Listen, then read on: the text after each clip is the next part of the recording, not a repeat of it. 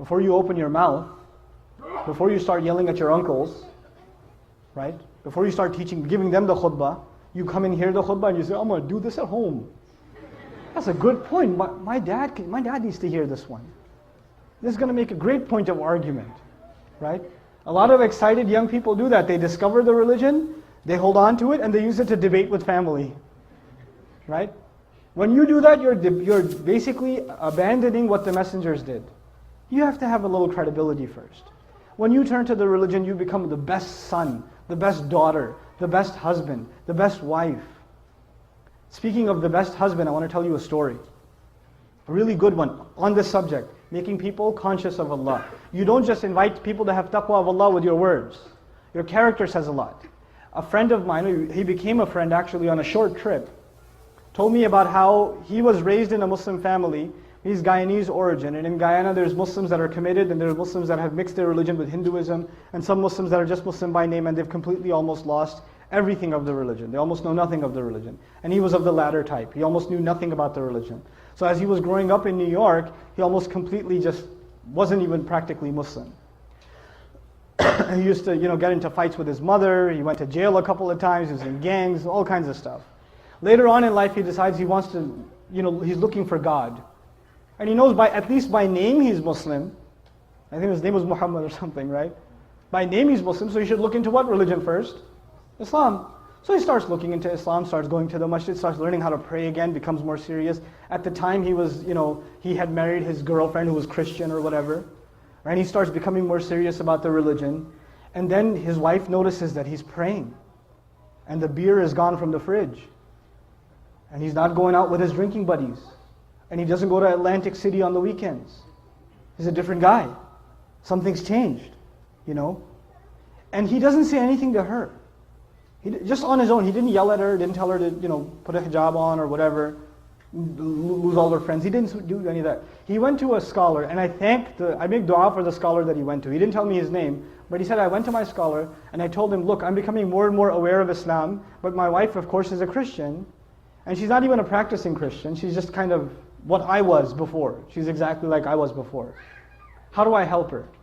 He said, don't tell her a thing about Islam, just be the best husband you can be, and to do that, just study what kind of a husband the Prophet was. Just do that. Don't worry about what you need to tell her. Worry about being the best possible husband, and that is the sunnah of the Messenger. The Messenger would buy his wife gifts. The Messenger would joke with his wife. The Messenger would spend time with the mother of the believers. The Messenger would praise and compliment the mother of the believers. I'm mentioning that on purpose, guys. He would compliment them. You guys eat the first morsel of food in iftar, like, And the wife says, what? You go, nothing. Right?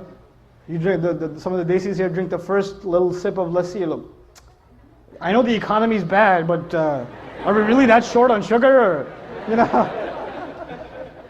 Very painful for you to say a compliment. I understand, especially for those of you that come from my original country, Pakistan. For you to give a compliment to your wife can cause an ulcer.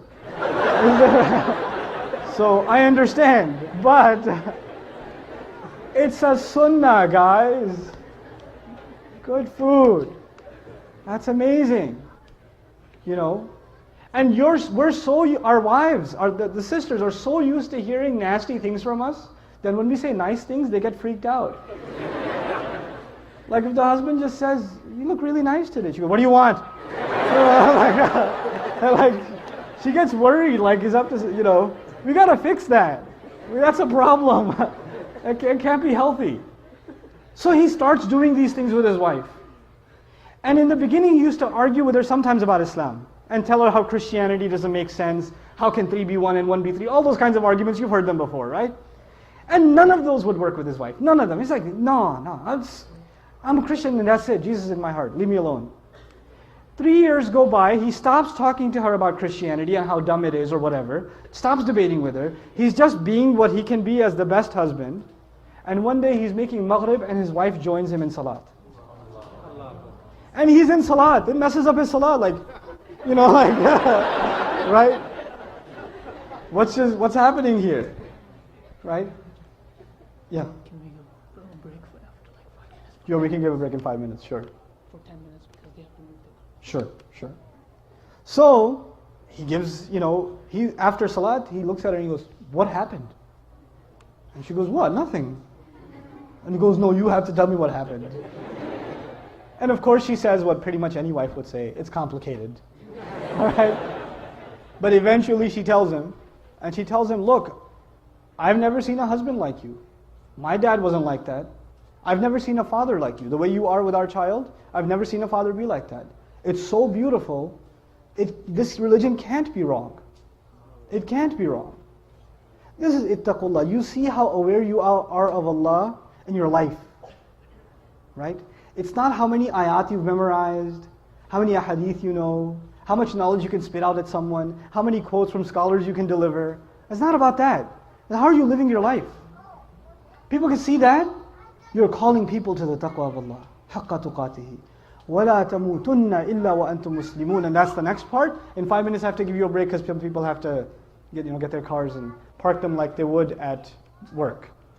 Subhanallah walhamdulillah wa la ilaha illallah. Subhanallah walhamdulillah wa la ilaha illallah. Subhanallah walhamdulillah wa la ilaha illallah.